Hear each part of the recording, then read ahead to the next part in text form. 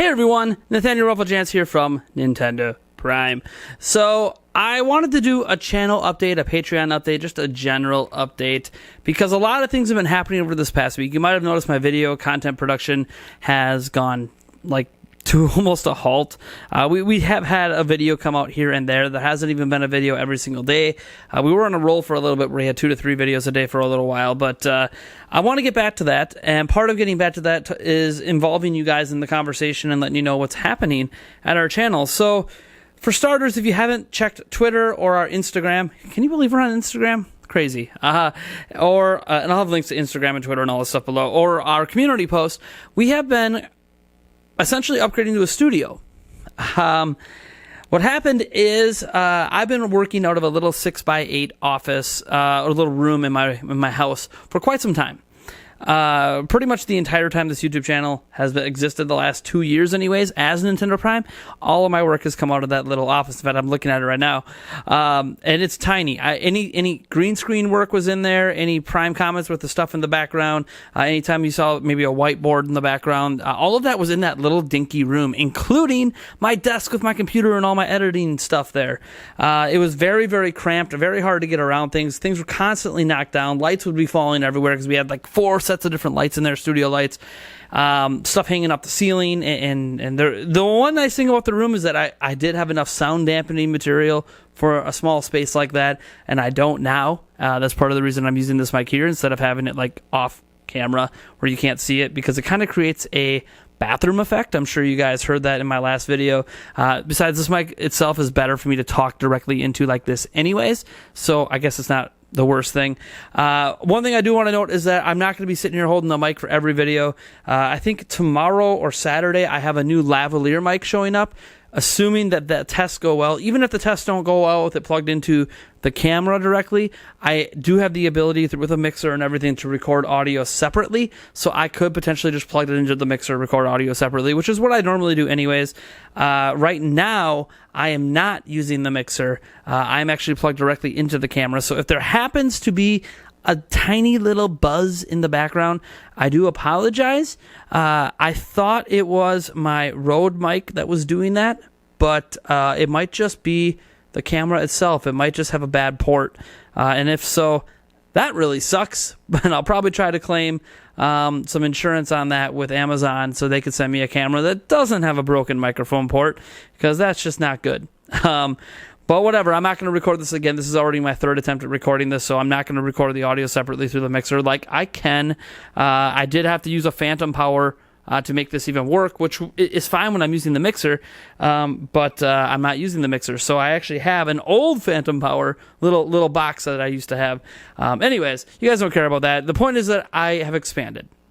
We now have a much bigger room. Basically, what used to be my children's playroom has become my studio, and it is massive. It's like 25 feet by 18 feet or something like that. It's huge. It's like 2, 3, 4 times the size of my old office, and my old office is still part of the setup. In fact, my old office / studio is being turned completely into a green screen room, which currently is really only used for the Nintendo Prime podcast and isn't even being used this week for the podcast because, well, it's not ready yet.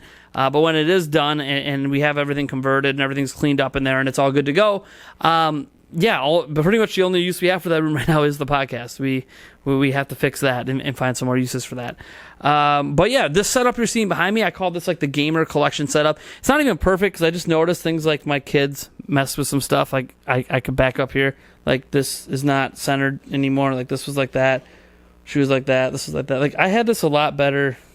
You know, now my Switch thing was knocked down. Again, kids. Yeah, my kids have been in here as I've been doing all that. So there's just a lot. There's some Easter eggs in here. You might notice some things that aren't necessarily 100% gaming that you might be able to notice in the little collection, and that's great. I like having Easter eggs like that for people who care to look at the collection and see what's there. You'll notice that on this shelf, there's not a lot of games. That's technically my game shelf. I do have one more game now that's not on that shelf, NBA 2K19 for Switch, that I'm, going to have to incorporate in there. I'll probably take out the Wii U cleaning disc because it's literally just there because it's Nintendo related. I don't even own a Wii U anymore. Anyways, I wanted to talk about what this means for the channel. And what it means is that we are going to be changing up some things. Some things are going to remain the same. You guys are here for certain reasons. Some things are going to be different.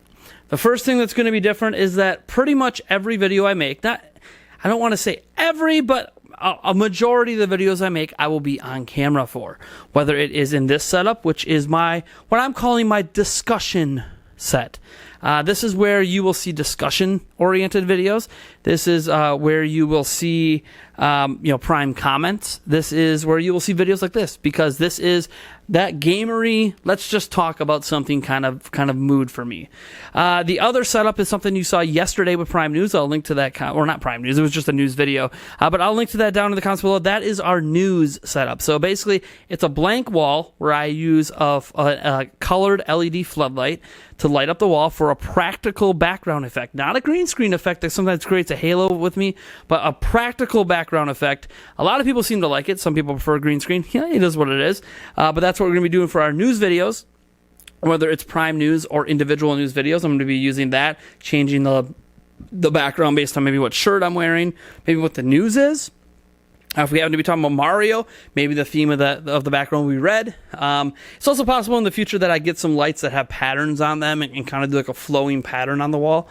What's nice is the color of the wall I went with enables me to do something like that. So that's something I'm debating about in the future if I ever just want to change things up. But for now, we're going with solid colors with kind of a gradient effect, and I like that. And it's a natural effect, which makes it so much more practical and much easier to shoot. Gone are the days of autofocus going in and out, in and out, in and out in my videos. I hated that. I can't turn off autofocus because manual focus isn't ideal either, because if I shift a little bit, the focus will get off point, and I don't have anyone behind the camera to make that little quick correction. So autofocus is the best way to do it when you're recording videos by yourself. So that's just what I'm going to be dealing with. And the practical effect, based on the video I made yesterday, there was 0 focus issues. That's what I was looking forward to with practical effects, was no focus issues. I'm glad that seems to have been achieved. Now, that being said, there's a lot of things I want to do differently, not just in terms of my backgrounds and the sets I'm using. You guys, if you saw some of my game streams the last couple of days, you'll notice, I have now a couch set up and stuff like that. I actually stream that off of my laptop, which is only letting me go to 720p right now, which is an issue, but that's something that we'll just address as we can afford to, build new computers, because I do need to get another computer built for this space eventually one day to use it ideally. It's that I want to expand what we do, and I want to do more. So one thing that you guys might have seen occasionally at this channel are rants. There's been one recently about Splatoon 2 and Pokemon Let's Go Pikachu and Let's Go Eevee not having cloud saves, and me trying to not necessarily tell Nintendo and Game Freak how to do their job, but to explain to fans why we shouldn't just accept the excuses that are given out there and the excuses fans themselves have made. And whether or not you agree with my rant on that or not, it doesn't matter.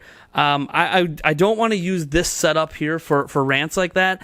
I might use the setup with my computer in the background or something, because I want rants to be different. I want to have a different feel. This is a discussion feel. This is an informative feel, whereas rants are where you can't change my mind. The only, in the case of the stuff with Splatoon 2 and Pokemon Let's Go Pikachu and Let's Go Eevee, the only people that can change my mind is Nintendo. I'm pretty well set in how I feel, and Nintendo is going to be the only people that are going to be able to correct me or make me feel otherwise, or just fix the issues in general that I see that's blocking this from happening, from having backups. So, and local backups, Nintendo, come on. Anyways, you guys get the point. I'm going to use a different setup for our rants. I don't want them to be confused with our discussion videos. It also means I'm going to make a new category for them. Right now, I've been lumping all my rants in with discussions. I'm not really interested in a discussion when I make a rant. I'm more interested in, I have a very strong opinion or a very strong stance on something. I'm going to make that stance, and I don't really want to go down in the comments and debate with people all the time. I've been doing that. I want to save that more for Prime News or actual discussion videos. And you might be like, what are actual discussion videos? What's the difference between that and a rant? Well, discussion videos are ones where maybe my mind isn't 100% set in stone, or I know that my mind can change when more information becomes available. To give you an example, any sort of top 10 list, top 5 list, I might have a list that is, set in stone in the moment, but newer arguments, more information can come to light, more experience from me with particular things can come to light, and my opinions might change. As an example, if I ever decide to have a discussion on what are the 5 best items in a Zelda game, it's going to be hard for me to even narrow that down off camera, let alone have that discussion on camera, and why I maybe didn't include some other ones that I might honorably mention.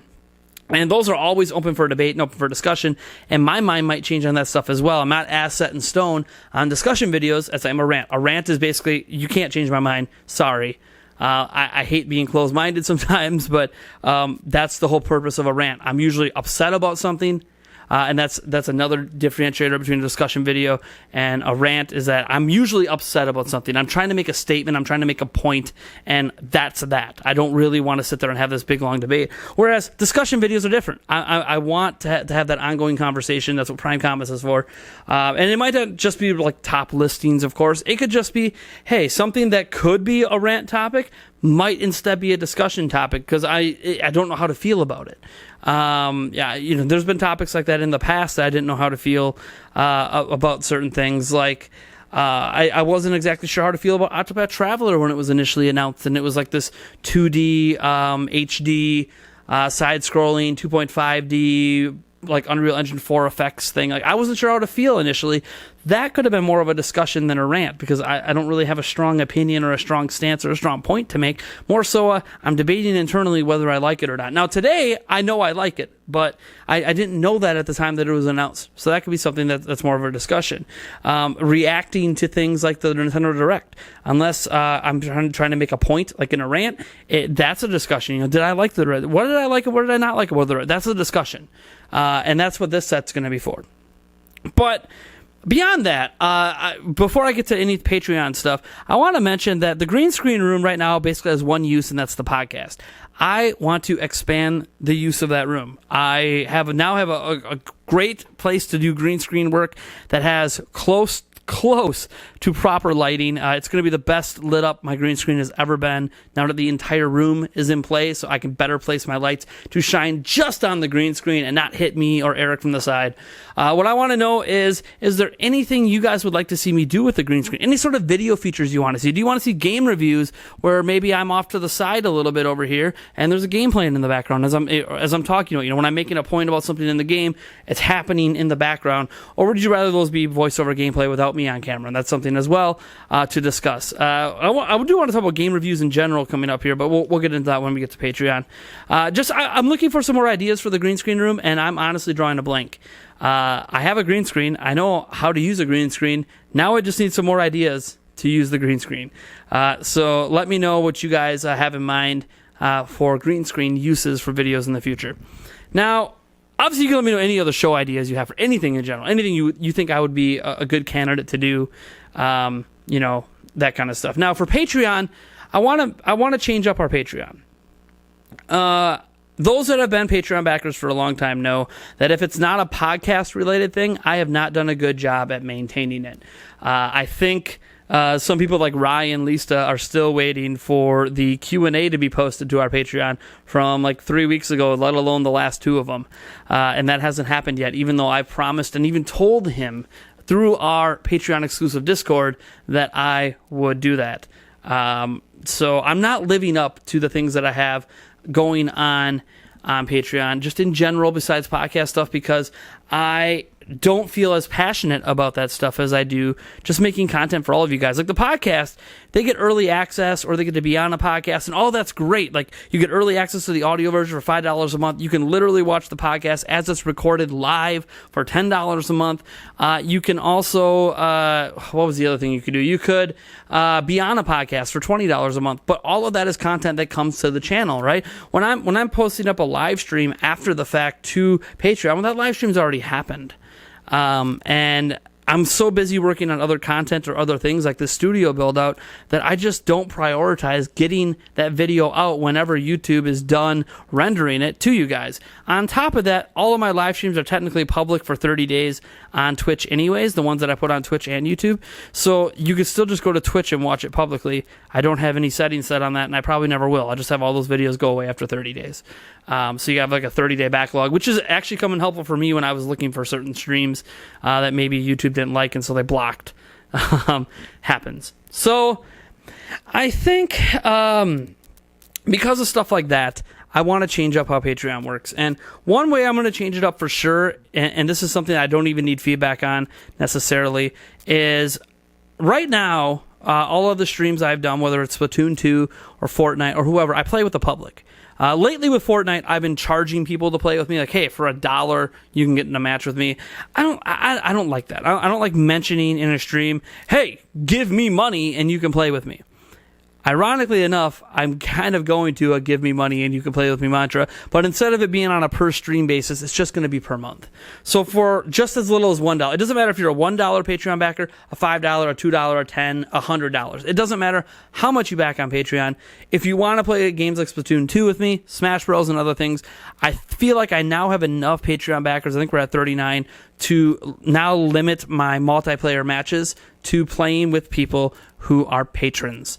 I know that's going to disappoint some people, but let me explain my situation on the public, where I used to play with the public all the time and I didn't care, which is an amazing thing to do.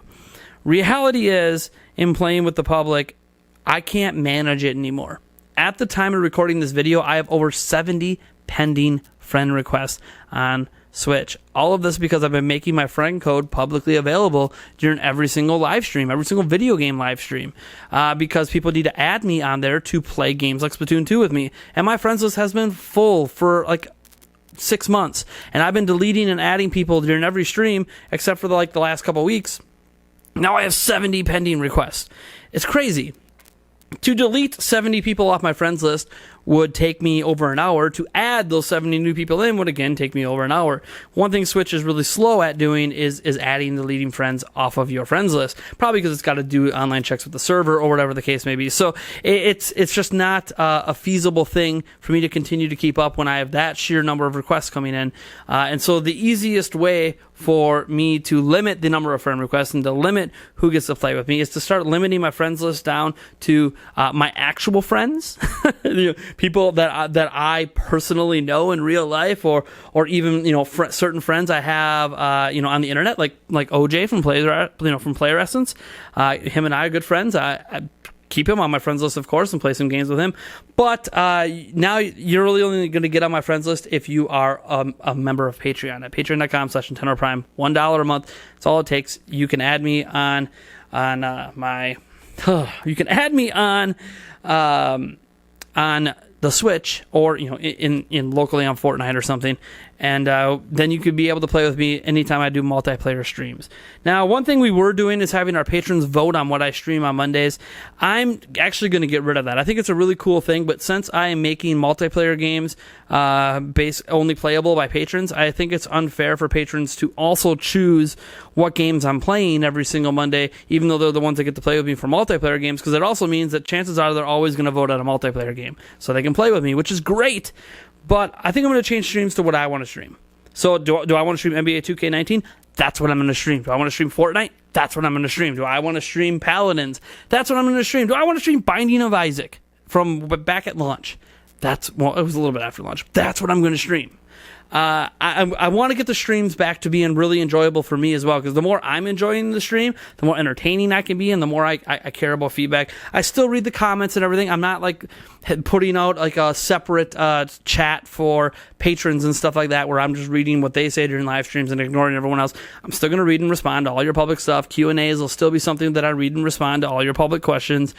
This is just something that it makes it easier for me. It's just too hard for me to manage. Our channel is too large now, where I get too many requests, and our Patreon is big enough now where I feel like there's enough people already on our Patreon to ensure that we have enough people for most of our live streams. There's always exceptions to every rule, of course. Like if you happen to be a mod and you're not backing me on Patreon, shame on you.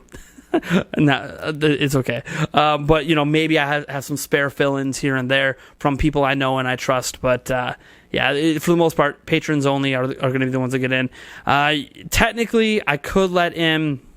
If I was going to let anyone but patrons, it would be YouTube sponsors / members. I think they're called members now. That's where you back me for $5 on YouTube. So that is something I might allow as well.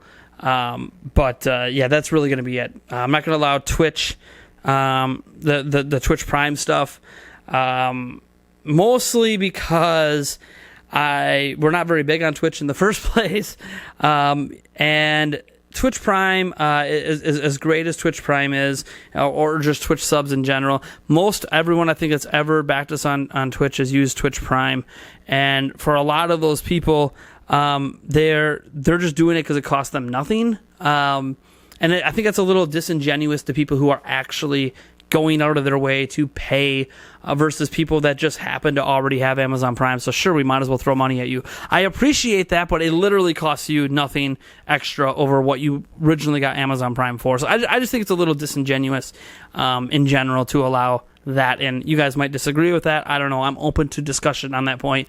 Maybe my mind can change. It's not like we have a ton of Twitch Prime backers anyways, but a lot of our Twitch Prime backers also back us on YouTube and our Patreon anyways, so I don't know that's really a big issue, but you could also say, like, it's a buck. It's a buck a month. You want to play multi games with me, it's $1. I mean, I don't think that's a big ask. It's not like it's this big, massive paywall here. Anyways, beyond that, I've been debating on things like the reviews. So we have long-term goals at Nintendo Prime on our Patreon especially. One of those was the $200 goal, which enabled us to do op-ed once per week editorials. Now, these are basically editorials that I write, but I write them in a way that's good for reading, and then I read off the editorial and I put gameplay and stuff over that. Those kind of ones will not have me on camera. Those kind of videos are meant to be scripted and read. And it doesn't look good when you're on camera reading a script. It's just like when you are performing in a show or whatever. It doesn't look good if you're on stage reading off of something. It's not a good look. So since I don't plan to memorize my entire editorial so I could be up here and do it more naturally, I'm just going to read it and put appropriate imagery and gameplay up and stuff like that. And that's going to be once per week. Now, it hasn't been once per week because technically heading into this month, we fell short. We were ahead of the $200 goal. Then all our patrons got charged. Then we fell below it. Then like 10 days later, we popped back above it and Patreon sent me a late payment. I don't know if someone had an issue with one of their cards. So I'm just going to sit back and wait now until next month, beginning of next month, doing those. Assuming we stay ahead of our 200, we're at 220 something, $28, $29, something like that on Patreon right now. Assuming that we stay above 200, I will start those op-eds next month. In fact, I'll probably prepare one anyways for that first week when I'm not even sure if we're staying above, and then we'll just get that out. Those take a lot of time. Our next goal is $300, and that's where we do game reviews. I love reviewing games. I really do. It is something I enjoy. The reason that I don't just review games for the hell of it without a Patreon goal is there's really, how do I say it? There's two major reasons. One is the amount of time it takes to do a review. It's over 100 hours every review, bare minimum, because you have gameplay, you have footage recording, you have writing, script writing, and stuff like that. And some of it will be on camera, some will be off camera. Some of the scripted stuff will be off camera with gameplay. Some of the non-scripted, stuff where I'm just making a general point, without, where I even write in the notes, on it that, hey, talk about this aspect, and I already know what I want to say, and I'm not going to write it down. That could be on camera. And maybe that's a use for the green screen, where I could be on camera with the green screen with some more gameplay behind me or something. I don't know. But the reason that, that's one reason is just it's a big time sink, and I don't make a lot of money doing those.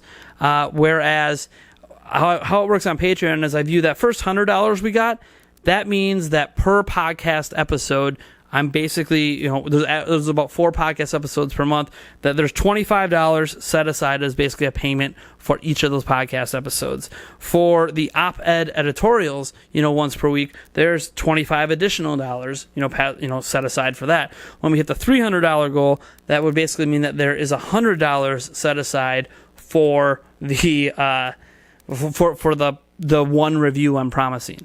And it's 100 plus hours, $100 for 100 plus, that's $1 an hour. That's not much, less than $1 in some cases. So I'm not asking for a lot compared to the time it takes to make a review. But that's one reason. The other reason is because, you can obviously still make money off reviews. You can do ad revenue and sponsors and stuff. If I review a Nintendo game, Nintendo is going to claim the video instantly. and I don't want to use their Nintendo Creators Program. I realize that means I'm losing money. They're going to claim the video and put ads on it anyway, so you might as well put it through the Creators Program and get your 70% after Google's cut and Nintendo's cut. Like, that's fine, and that sounds nice. I just rather not deal with the Nintendo Creators Program. I've dealt with it in the past. I don't feel like dealing with it again. I used to have to delay content to release because of it, sometimes by several weeks, and it's just not something I want to deal with, especially in the review space. So if we do hit that goal and I get reviews out, that's another thing I have to worry about, is that Nintendo's going to claim it. If I review Super Smash Bros., Nintendo's claiming that review. If I review, Pokemon Let's Go Pikachu, Let's Go Eevee, Game Freak and Nintendo are going to be claiming that review. So it's also a little disheartening when you put several hundreds of hours into a review and all this time of editing and all this stuff only for someone else to take all your money. That's just the way it is on YouTube. And I'm not going to just release my reviews on a different platform just to prove a point. I think taking content away from my audience and making you go elsewhere for it is just not a smart move. Let's keep it all in one place. And so I view it, there's at least $100 I got for that review. Done deal. On top of that, I want to do more reviews. I am playing NBA 2K19 right now, and I am debating on whether or not I want to put in enough hours to review it. Only because a lot of reviews I read talk a lot about the virtual currency, talk a lot about the team, the build a team mode. That's kind of like their Madden Ultimate Team, mode that they added in, and people talking about the My Player, because the My Player is like the single player mode, and that's great. But I think a lot of the game gets ignored, and I played a ton of NBA 2K18, so I feel like I'm almost uniquely qualified to talk about NBA 2K19 in a review sense on Switch, because NBA 2K18, for those of you that happen to still be friends with me, you could check. I have spent a long time playing NBA 2K18. It might be my most played game on Switch, so I have a lot of experience with that game, even though I'm not that good. Look at that. See? See, the Wii U cleaning disc is already begging to leave. Anyways, I don't even know why that fell. Whatever. So yeah, it's something I might throw out there as a review to kind of promote the Patreon too as well. Be like, hey, if you want to see me continue to do reviews like this, check out our Patreon. But again, let me know if you would like me to do an NBA 2K19 review. I probably wouldn't be out until towards the end of the month. Again, I got to put a lot of time into this game before that's possible. And go through all the modes and see what, if anything, changed from maybe a 2K18, or is it more of the same, or are certain aspects of it that I like to use, have they changed, especially in franchise mode and stuff like that. So there's a lot of stuff for me to go through. What do I think of the story in the My Player mode? So there's a lot of stuff to go through. So we'll see. You let me know if you want me to do that. I'm going to be playing the game anyways. It's just going to change how much of the game I play. It means I'm going to start taking the game to bed with me and stuff like that. So and putting in those hours. That being said, let me know what you think about all these changes down below. I know this was a long video. I get it, rambly. That's what happens with channel update videos. There's just so much to go over, so much to go through. New studio, new Patreon stuff. If there's anything additional on Patreon as well you guys would like me to do, let me know, because I'm cutting out a bunch of stuff, adding in a little bit. Let me know what else you want me to do with Patreon, whether you're a patron or not. What could I do on Patreon that would make you want to be a patron? What do you think is a fair reward? I don't believe in locking content behind it. I know there's some people that lock content behind Patreon, like, hey, patrons get extra, I've tried that before too. Patrons get extra vlogs. No, I'm not doing that. If I ever do a vlog, that's going to be public for everyone, even if you get early access to it. So yeah, just let me know what you guys think and what ideas you have about all this stuff down in the comments below. I'm Nathaniel Rovajans from Nintendo Prime, and if you like this video, hit that like button. If you dislike it, well, I'm sorry, I guess you dislike all the changes coming. Can't please everyone. Subscribe if you haven't, although if you're not subscribed, I'm not sure why you're watching a channel update video, but I mean, maybe you're just curious. And I will catch you guys in the next one.